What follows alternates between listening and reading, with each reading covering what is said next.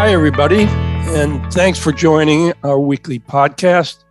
I'm Robin Lewis, founder and CEO of the Robin Report, which I point out every week it's much more than just a daily report. It really is a knowledge platform from which we communicate thought leadership on various strategic topics through our reports, yes, but also these podcasts, webinars, and hopefully live events in the future. And along with our chief strategist, Shelley Kohan, also a professor at FIT and Syracuse University, we welcome you to our conversation on the topic of organized retail crime, or the acronym is ORC. You know, Shelley, when I was growing up, which was a long time ago, every so often there would be a shoplifter here, a shoplifter there. And sometimes it was a person who just needed something like food or a basic item they just could not afford. But this was pre-internet and e-commerce. But this organized retail crime, as they say, is a horse of a different color. So, Shelley, to start out, can you give us a quick rundown of just what ORC is? Certainly. So ORC is quite simply, not to be funny, but highly organized crime in the retail industry. And I'm talking about a very sophisticated structure. So imagine the hierarchy in any large organization where you have a CEO and then you have a line of people that report to the CEO and then middle management. And finally, you have the entry-level workers. Well, organized retail crime works in the same way. They have the same layers. They have someone who's running the organization. And at the bottom of the organization are runners. And those runners are the people that go out and actually steal goods. So there's really three characteristics that I would say that define organized retail crime. One is what I just described. It's highly organized with a leader and many layers of criminals throughout the hierarchy. The second characteristic is that the thefts are really conducted in large quantities. So cargo theft, grab and runs. It's like a network of thieves really working together.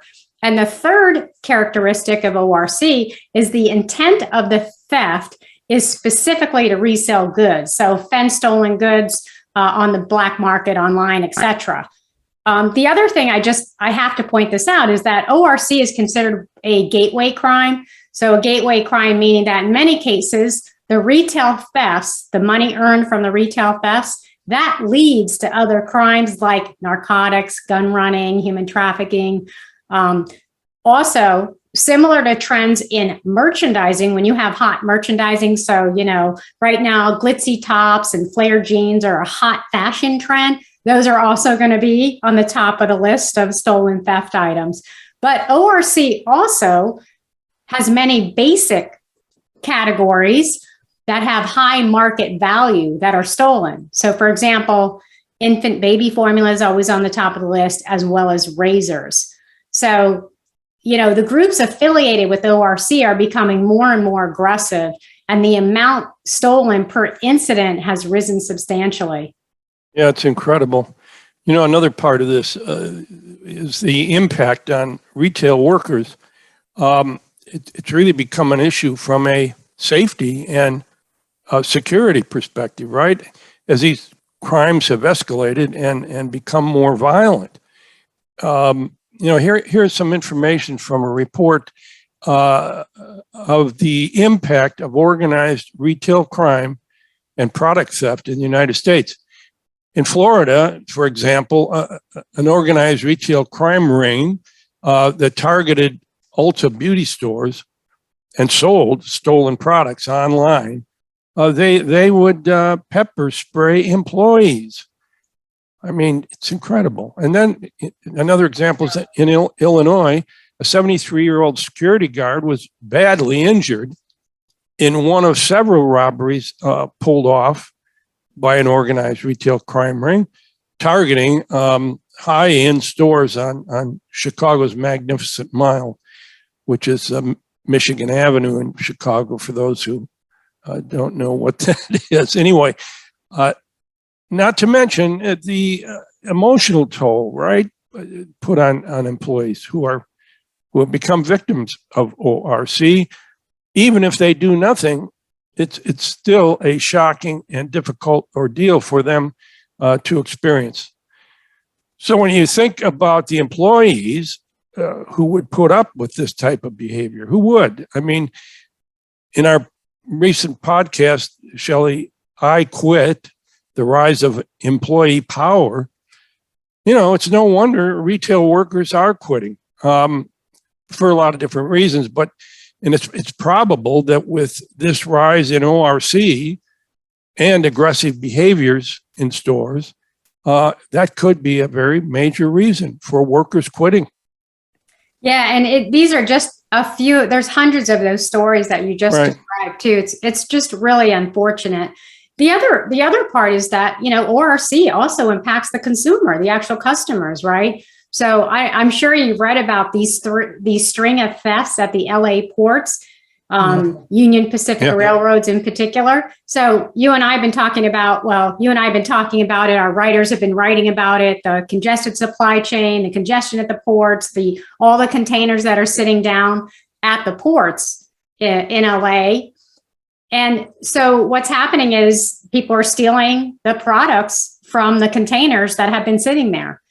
So what happens is that, and you won't believe this because, like I said, we've been talking about this, but all that increased theft at the LA ports and the trains that are leaving with containers on them, that is actually adding further delay into the already congested supply chain that we've been talking about. Oh, yeah. That's a big deal. As if it could get any worse, right? And so you have, NBC broke a news story back in November. And since that news story broke, there were over 150 arrests just addressing that one issue at the LA port. But the problem continues. And at the end of the day, a lot of those thefts are actually they're packages that consumers have ordered that they're never going to get. That's a whole other part of this that I hadn't really even thought about, but most people wouldn't either. So it's affecting the supply chain. But we've been talking about all of this shifting, right, from physical retail to digital retail, but we really have not discussed major downsides of the growth of online, which is the growth of organized retail crime. Proliferation of all of these online websites actually provides a tremendous opportunity for the criminals to fence stolen goods. So one of the major problems with the online marketplaces is the lack of regulation and monitoring. I read a quote from the NRF retail crime survey that showed CVS professional thieves can make $2,000 in 2 minutes fencing stolen goods through third-party marketplaces. It's incredible. That is just unbelievable. I mean, certainly the impact of the pandemic on organized retail crime has really given this new rise to fencing opportunities. So, once the store shut down back in March of 2020, the criminals had to pivot, like the businesses had to pivot. So, imagine the crime creativity with, imagine these criminals thinking about buy online, pickup in store and the vulnerability there, or curbside pickup. Those are all opportunities for, quite frankly, more theft. So in the NRF security survey, you'll appreciate this stack. It's not funny. I'm not laughing. It's just interesting that multi-channel crime is up 19% compared to last year.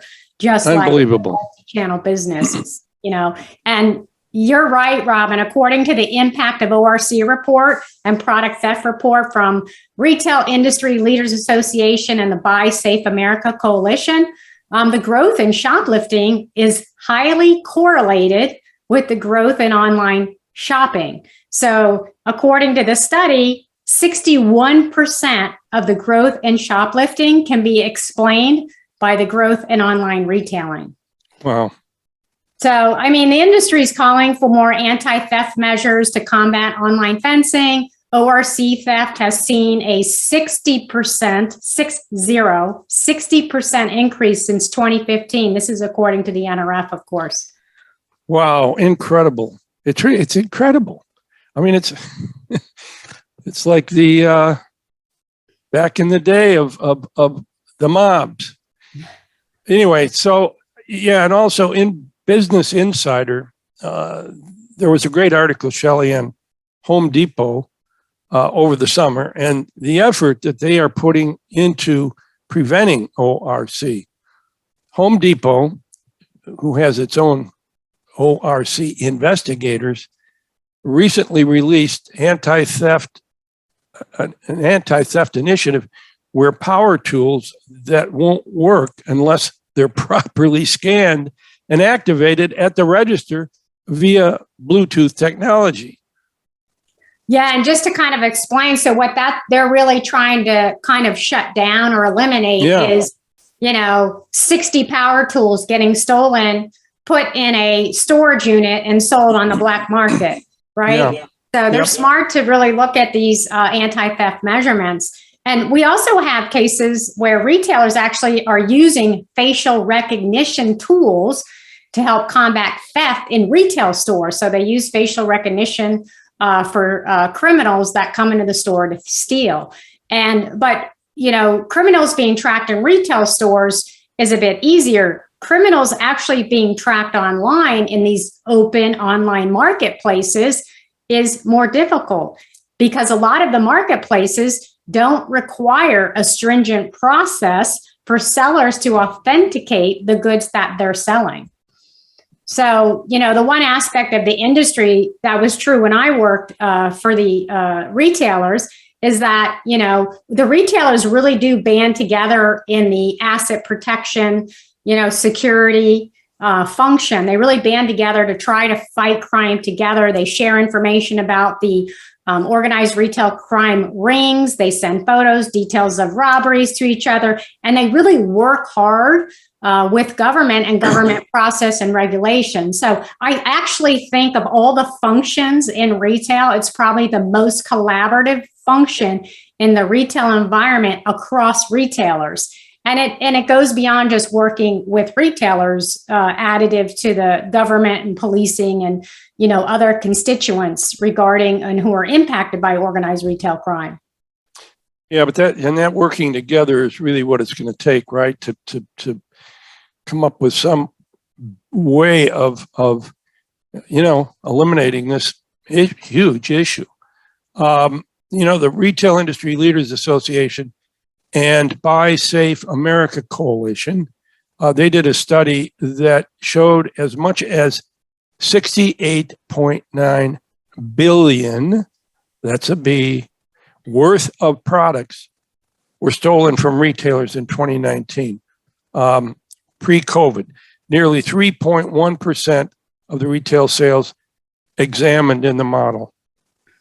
Wow, that's unbelievable. And you can only imagine what that's going to look like for 2021 when those numbers come out in 2022. Well, that same study also took a look at, it took a lot of information from the largest retailers across the country. And also ORC has a dramatic impact, significant impact on the economics of, the various cities. So retail crime results in, ready for this, Robin? 126 billion in lost economic activity. That's such a staggering number. It really is. Yeah. Almost 700,000 fewer jobs, paying almost 40 billion in wages and benefits to workers are impacted by ORC. And we know that retail theft costs federal and state governments nearly 15 billion in personal and business tax revenues. Unbelievable. This doesn't even include the lost revenue of taxes from sales. So when you buy something, you pay tax on it. Well, if $70 billion is being stolen, that's tax that's not being collected. It's enormous. It really is. So, Shelley, what are the top states and categories of ORC? Yeah, so according to the NRF National Security Survey, which is conducted by APRIS is one of our sponsors, of course. Right. They come up with a national security survey every year. So the top 5 cities are Los Angeles, San Francisco / Oakland, Chicago, New York, and Miami. I'm sure that Los Angeles will stay number 1 just based on everything going on in the ports right now. And what's interesting is that the top category stolen by ORC gangs. So this is specific to ORC gangs. Number 1, designer clothes. So 22% of theft, stolen items are coming from designer clothes. So it goes back to that, what's hot gets stolen. Number 2 is one of the basic items that I talked about earlier, laundry detergent. Behind that is designer handbags, back to the fashion side of the business. And then falling in slots 4 and 5 are allergy medicine and razors. And razors is always on the top list. I've been reading the report for many years, and razors is always a hot commodity. Why razors? I wonder why.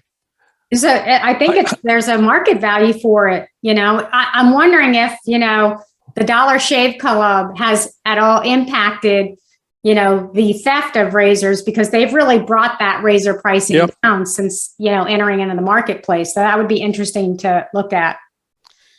Yeah, well, it's something else. I mean, retailers struggle on so many different fronts for so many different reasons. I mean, it's such a tough business to be in. And now to have this kind of activity going on, which is really a big business. I mean, it's incredible. But, Shelley, I think a big picture view of this, for wrapping things up here, we know the internet has accelerated a lot of new and entrepreneurial businesses, as well as a lot of positive lifestyle possibilities, right? But diametrically opposite and equal and really bad businesses, ripe for people whose interests are, bad, right? Right. And who are intelligent enough to organize such retail crime. And on that note, Shelley, I guess we just hope there will be a solution. Well, it certainly takes the village, as they say. The only way to really combat ORC is having retailers work together, having the retail community working with government officials, policing agencies, and creating laws and policies that deter theft. The other area I think would also provide some solution is better educating consumers so they can help with, for example, reporting where consumers can report crime, informing consumers of what to look for in terms of stolen goods, that type of thing. So if you think about all the consumers that are out there shopping, creating an advocacy on consumers not to purchase stolen goods or what to look for can certainly help as well in terms of kind of getting that number down. Yep. For our listeners, you can find more of our podcasts on Apple, Spotify, Buzzsprout, and therobinreport.com. And please follow us on social media, link in with us, and follow us on Twitter for the latest thoughts about the industry. And go to the Robin Report website, and you can read all kinds of provocative articles, insights on the industry, projections, and so forth and so on. We've got a huge archive, and everything on there is, I think, very provocative and important. So I want to thank everybody again for tuning in. And as I always do, is that if any of you out there have a topic that you really would like us to cover, just email me at robin@therobinreport.com. And thanks again very much.